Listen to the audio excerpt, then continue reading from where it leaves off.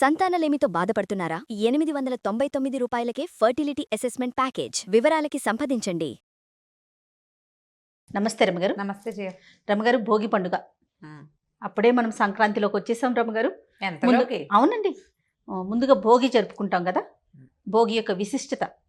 భోగి పండగకి ముందు పండగ అంటే ధనుర్మాసంలో నిలబడతాం కదా. చివరి రోజు నిలబడతాం. ఎక్కడి నుంచి మన మార్గశిర మాసంలో సగంలో సంక్రమణ దగ్గర నుంచి నిలబట్టు, అక్కడి నుంచి గొబ్బిళ్ళు పెట్టడం, హరిదాసులు రావటం, తర్వాత ఈ మన గంగిరెద్దుల వాళ్ళు రావటం, దానాలు చేయటం. సంక్రాంతి దానాల పండుగ కదా. అవును అవును. బొమ్మల కొలువులు పెట్టేవాళ్ళు. రకరకాల పద్ధతుల ప్రకారం ఉంటే ఒక్కొక్క ఊళ్ళలో ఒక్కో రకంగా ఉన్న ఓవరాల్గా భోగినాడు మొత్తం అందరూ కూడా ఎవరెవరైతే ఈ తెలుగు భాషను మాట్లాడతారో వాళ్ళందరూ తెల్లవారుజామునే తలస్నానాలు చేస్తారు. భోగినాడు ఉదయం స్నానం చేయాలి. భోగి భాగ్యాల పండుగ అని చెప్తారు.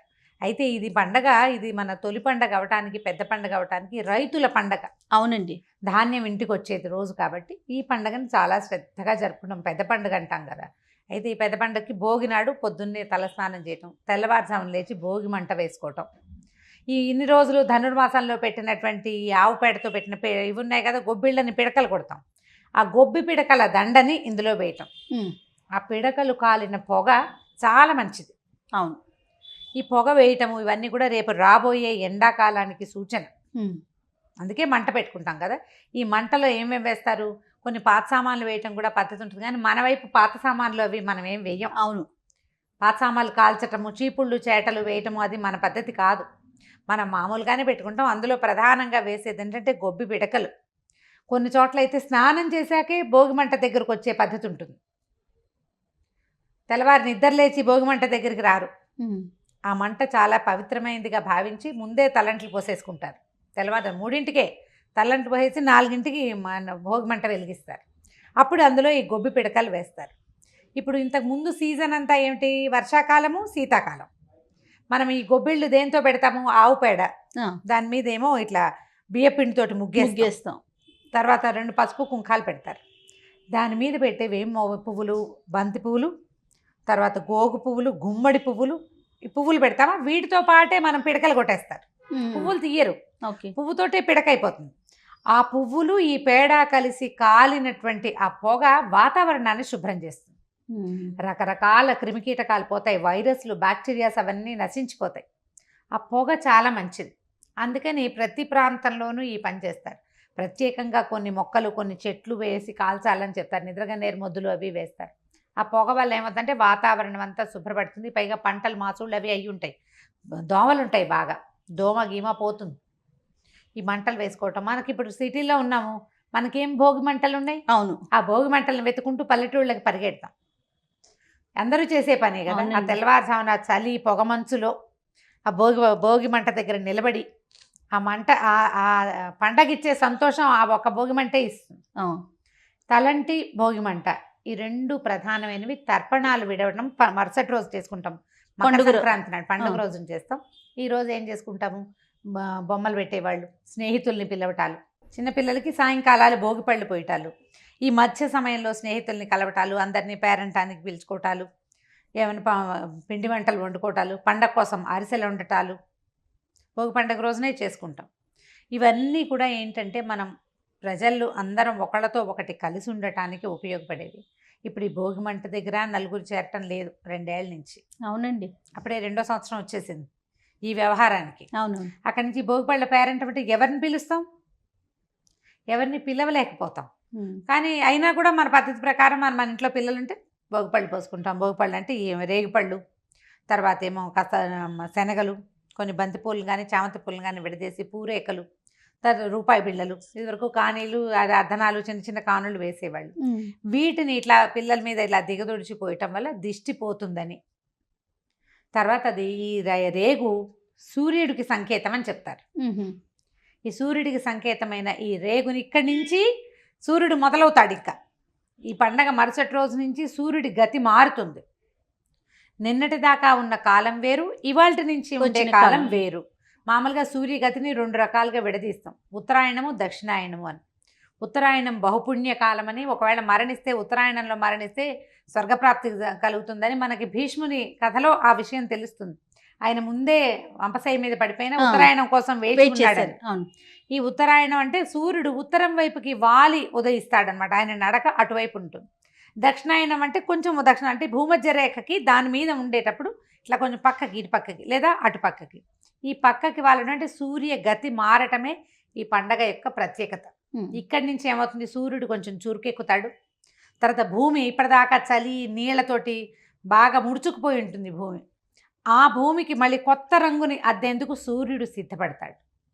ఆ సూర్యుడికి స్వాగతం చెప్పడానికే మనం ఈ మంటలు పెట్టుకుంటాం. భోగి మంట వేసేది సూర్యునికి స్వాగతం. ఇలా పద్ధతులు మనకి పురాతనమైన విధానాలు. మనం అంతా చేయలేకపోయినా కొన్నైనా చేయాలనుకుంటాం, అంత బాగా చేయలేకపోతాం. దేవాలయ సందర్శనం చేయటం, రేపటి పండుగకి సిద్ధం అవటం, ఇవి మనకి పాత పద్ధతుల ప్రకారం నడుస్తూ వస్తున్నాయి. వీటిలలో కొన్నైనా పాటించడం. మామూలు రోజుల్లో ఎప్పుడు నిద్రలేస్తాము, భోగినాడైనా కొంచెం తెల్లవారి నిద్రలేచి పండగ రోజున తలస్నానం చేయం. అందరూ భోగినాడే తలస్నానం చేస్తాం. నెత్తికి బాగా నూనె రాసుకోవటం, అభ్యంగన స్నానం, ఒంటికి నువ్వుల నూనె రాసుకోవటం, నూనెతోటి ఆ సున్నిపిండితోటి ఆ నూనెని వదిలించుకోవటం, శుభ్రంగా స్నానం చేయటం. పెద్దవాళ్ళు ఉంటే వాళ్ళు నెత్తి మీద నూనె పెట్టి 10 ఏళ్ల పాటు 10 కాలాల పాటు ఈ సంసారం బాగా ముందుకెళ్ళాలని దీవించి వాళ్ళతోటి నూనె పెట్టించుకోవటం కూడా ఒక మంచి పద్ధతి. అంటే మిగిలిన రోజుల్లో చేయలేకపోతాం. అవునవును. కనీసం పండుగల్లో అయినా ఈ పర్వదినాల్లో అయినా కూడా ఇట్లా ప్రత్యేకంగా చేసుకుంటే బాగుంటుంది. కాదు రమ్మ గారు, భోగి పళ్ళు పోస్తాం కదా పిల్లలకి, అది సాంప్రదాయం ఉంటేనేనా లేకుండా కూడా మనం సరదా కొద్ది కూడా చేయొచ్చు అంటారా? చేసుకోవచ్చు, కానీ ప్రధానంగా ఏంటంటే ఇంట్లో పెద్దవాళ్ళు ఇష్టపడాలి కదా జయ. మన ఫ్రెండ్స్ చేస్తున్నారనుకో, ఆ ఫ్రెండ్స్ ఇళ్లలోనే మన పిల్లాన్ని కూడా అక్కడ కూర్చోబెట్టి వాళ్ళతో పాటు చేయించేసుకోవచ్చు. మనం మన ఇంట్లో చేసి పేరెంటం పిలవాలంటే మన ఇంట్లో ఆనవాయితీ లేదు, పూర్వకాలం ఇలాంటి చేస్తే ఏదో అయ్యింది అని వాళ్ళ అత్తగారో ఎవరైనా చెప్పారనుకో, అలాంటప్పుడు సెంటిమెంట్ దెబ్బతింటుంది కదా. అది చేయకుండా ఉండటం మంచిది. బొమ్మల కొలువైనా ఇదైనా బొమ్మల కొలువు పెట్టుకోగలిగితే ఎంత బాగుంటుందో. అవును, గొప్ప సరదా అయిన పండుగ సంక్రాంతి. నిజానికి మేము అసలు ఎంతెంత పనులు చేసేవాళ్ళము, చాలా పని చేసేవాళ్ళం బొమ్మల కొలువు కోసం. బొమ్మలు పెట్టుకోవడం ఒక ప్రత్యేకమైన ప్రక్రియ. ఇది కూడా అంతే. పైగా ఒక ఏడాది పెట్టి ఇంకో ఏడాది మానేయకూడదంటారు. అందుకని ఇంట్లో ఆనవాయితీ లేకపోతే ఈ పనులు పెట్టుకోరు. ప్రతి సంవత్సరం కూడా కొత్త బొమ్మల్ని కలపాలంటారు కదా. బొమ్మలు పెడతారు. ఈ అదే కొలువులో 2 అయినా కొత్త బొమ్మలు పెట్టాలి. ఒకవేళ మొత్తం కొలువు పెట్టలేకపోయామనుకో 4 బొమ్మలనైనా బయట పెట్టి గౌరీదేవిని చేసి పెట్టి ఆవిడకి నైవేద్యం పెట్టడం, దీపారాధన చేయడం. 4 బొమ్మలే, అన్నీ పెట్టద్దు.